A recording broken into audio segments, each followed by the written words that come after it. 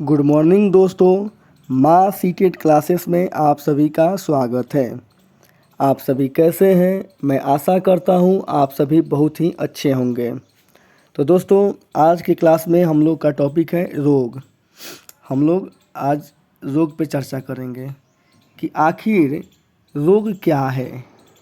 ठीक है, रोग के बारे में हम लोग सबसे पहले जानेंगे। रोग रोग अर्थात अस्वस्थ होना। रोग का मतलब यानी कि शरीर आपका अस्वस्थ है, यानी कि रोग है, यानी कि शरीर का सही से कार्य न करना। जो आपका शरीर है अगर सही से आपका कार्य नहीं कर रहा है तो यानी कि आप रोग से ग्रसित हैं, या किसी भी प्रकार का कमी होना रोग कहलाता है। रोग क्या कहलाता है? यानी कि आपका शरीर स्वस्थ नहीं है, अस्वस्थ है, यानी शरीर आपका सही तरीक़े से कार्य नहीं कर रहा है, शरीर आपका साथ नहीं दे रहा है, यानी कि आप रोगी हैं, रोग है, रोग से ग्रसित हैं। क्लियर यहाँ तक? जिस व्यक्ति को रोग होता है उससे क्या कहते हैं? रोगी कहते हैं। यहाँ तक आप लोगों को स्पष्ट रूप से समझ में आ गया होगा कि रोग क्या है। ठीक है, तो हम लोग का पहला पॉइंट है मच्छर से होने वाले रोग। तो हम लोग चर्चा करेंगे मच्छरों से होने वाले जो रोग हैं इस पे। ठीक है, तो मच्छरों से होने वाले जो रोग हैं मलेरिया, डेंगू और चिकनगुनिया रोग होता है। जो मच्छरों से जो फैलता है रोग, ये सामने स्क्रीन पर आपको दिख रहा होगा। 3 रोग हैं, मलेरिया है, डेंगू है और चिकनगुनिया है। क्लियर? मलेरिया मादा एनफ्लूएंजा मच्छर के काटने से प्लाज्मोडियम नाम प्रोटोजोआ से होता है। मलेरिया कैसे होता है? मलेरिया मादा एनफ्लूएंजा मच्छर के काटने से प्लाज्मोडियम नाम प्रोटोजोआ से होता है। यहाँ तक आप लोगों को क्लियर हो गया होगा। ठीक है, मलेरिया में ठंड लगकर कपकपी के साथ बुखार आता है। जिस व्यक्ति को अगर मलेरिया होता है उनको क्या होता है? ठंड लगता है और धीरे धीरे कपकपी के साथ फीवर भी होता है, बुखार भी हो जाता है। क्लियर यहाँ तक? फिर हम लोग आगे समझेंगे। मलेरिया परीक्षण में मानव के रक्त में मलेरिया परजीवी पाए जाते हैं। जब मलेरिया का परीक्षण किया गया तो उसमें देखा गया कि जो मानव का रक्त होता है यानी मानव का खून होता है उसमें कुछ परजीवी पाए जाते हैं। क्लियर? फिर हम लोग आगे बढ़ते हैं। वर्षा के बाद मलेरिया ज़्यादा फैलता है।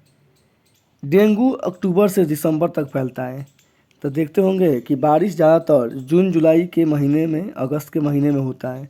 तो उस समय ज़्यादा बारिश होने के कारण जल जमा हो जाता है, जहाँ तहाँ जल का इकट्ठा हो जाता है।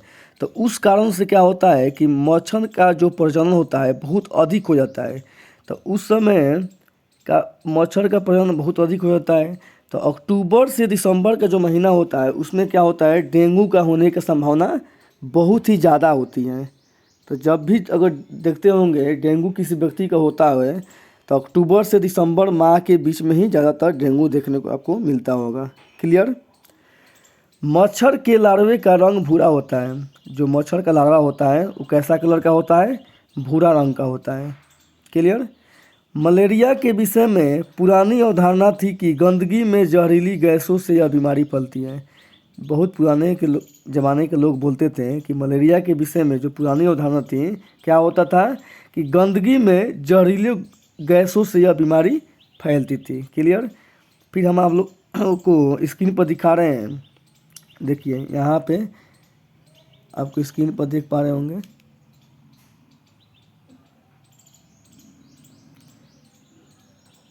यही एनफ्लूएंजा मच्छर है, फिर एडिज मच्छर है।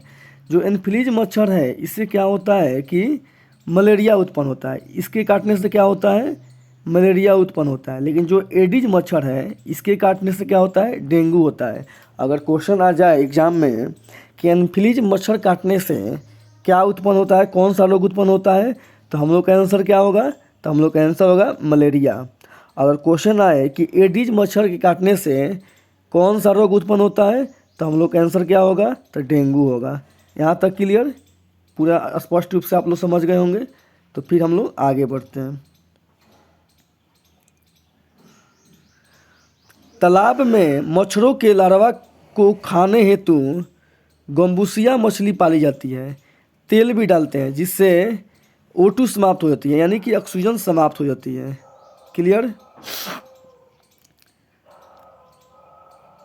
उसमें क्या होता है, जब तालाब में जो मच्छरों के लार्वा को खाने हेतु जो एक मछली का नाम है, जिस मछली का नाम है गैम्बूसिया मछली, देखिए यहीं आप सामने स्क्रीन पर दिख रहे होंगे।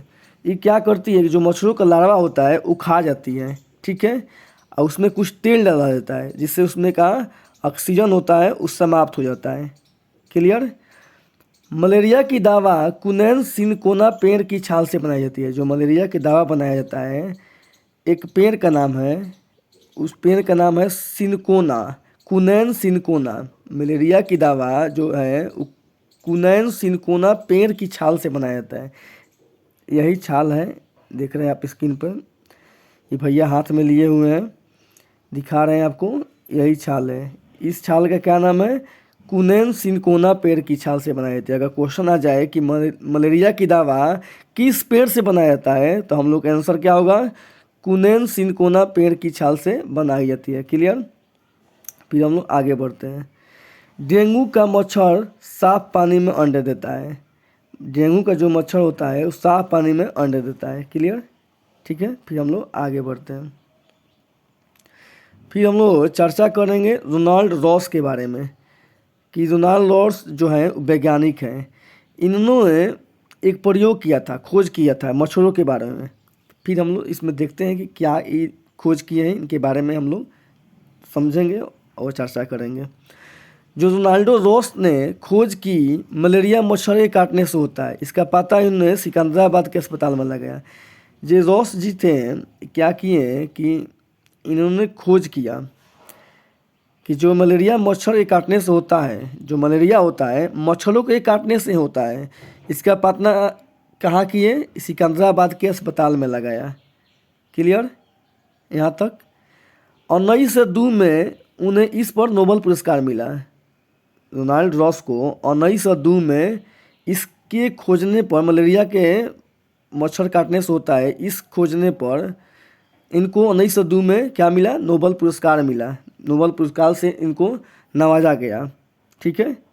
इन मच्छरों का रंग भूरा और पंख छिटदार थे। इनका पेट में जीवाणु रहते हैं। इन मच्छरों का रंग जो होता है भूरा और पंख जो होता है छिटदार थे। इनके पेट में जो होता है जीवाणु रहते हैं। देखिए इनका यहाँ सामने आपको स्क्रीन पर दिख रहा होगा, यही रोनाल्ड रॉस जी है, सामने स्क्रीन पर देख रहे होंगे। यहाँ तक आप लोग को पूरा स्पष्ट रूप से समझ में आ गया होगा। ठीक है। 1905 में इनकी मृत्यु हो गई। रोनाल्ड रॉस का मृत्यु कब हुआ, 1905 ईस्वी में इनका मृत्यु हुई। यहाँ तक आप लोग समझ गए पूरा। क्लियर। फिर हम लोग आगे बढ़ते हैं। उसके बाद हम लोग जानेंगे कि अनीमिया के कारण कौन सा रोग होता है। एक अनीमिया होता है जो हमारे शरीर में खून का कमी होता है, उसे हम लोग अनीमिया कहते हैं। ठीक है। तो हम लोग इसके बारे में देखते हैं कि क्या है। रक्त में हीमोग्लोबिन की कमी से एनीमिया होता है। अनीमिया रोग कैसे होता है, रक्त में हीमोग्लोबिन के बारे में आप लोग पढ़े होंगे या समझे होंगे। हीमोग्लोबिन क्या होता है कि उसमें एक जो रक्त होता है थाका थाका जैसा जम जाता है, वही हीमोग्लोबिन कहलाता है। तो उसमें क्या होता है कि जो खून होता है हम लोग के शरीर में, उसमें हीमोग्लोबिन की कमी हो जाता है, इसी के कारण एनीमिया रोग होता है। ठीक है। महिलाओं में हीमोग्लोबिन की रक्त में सामान्य मात्रा 12 से 16 GMDL होनी चाहिए। समझ गए, 12 से 16 ग्राम होना चाहिए, जो कि महिला के शरीर में ऐसा होना चाहिए। ठीक है। हीमोग्लोबिन अथवा लोहे की कमी से एनीमिया होता है। हीमोग्लोबिन जो होता है लोहे मतलब आयरन की कमी से होता है।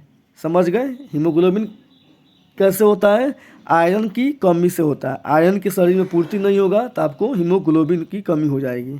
क्लियर। हीमोग्लोबिन में लोहा तथा क्लोरोफिल में मैग्नीशियम होता है।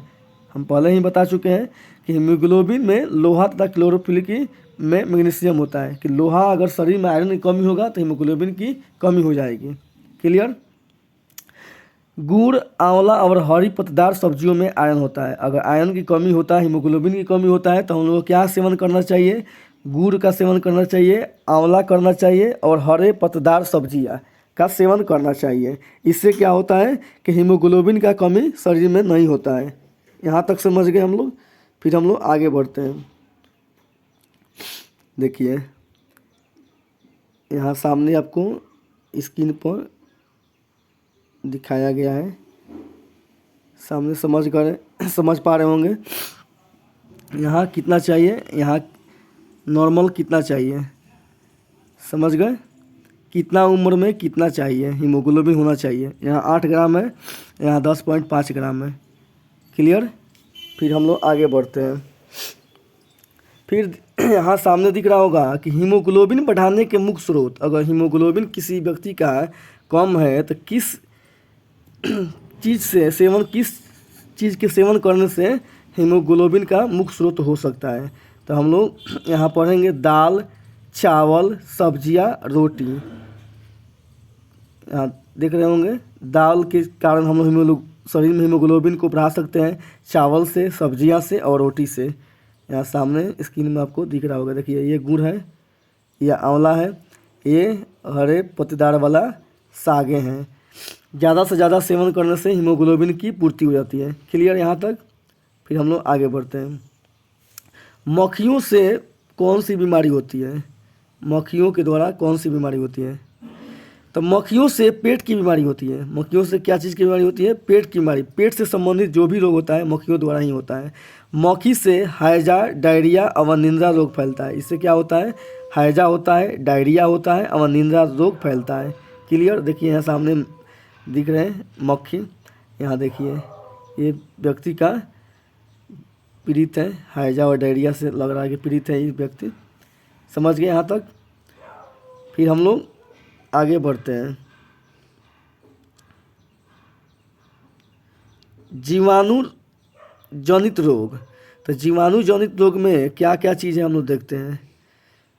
कुष्ठ रोग, डायरिया, हैजा, खाद्य विषाक्तता, टीबी, निमोनिया, पोलियो विषाणु जनित रोग। कौन कौन सा है, कुष्ठ रोग है, डायरिया है, हैजा है, खाद्य से संबंधित जो भी रोग होता है। अगर बढ़िया खाद्य भोजन का सेवन नहीं कीजिएगा, अगर जहरीला खाद्य होगा तो इससे भी संबंधित रोग होता है।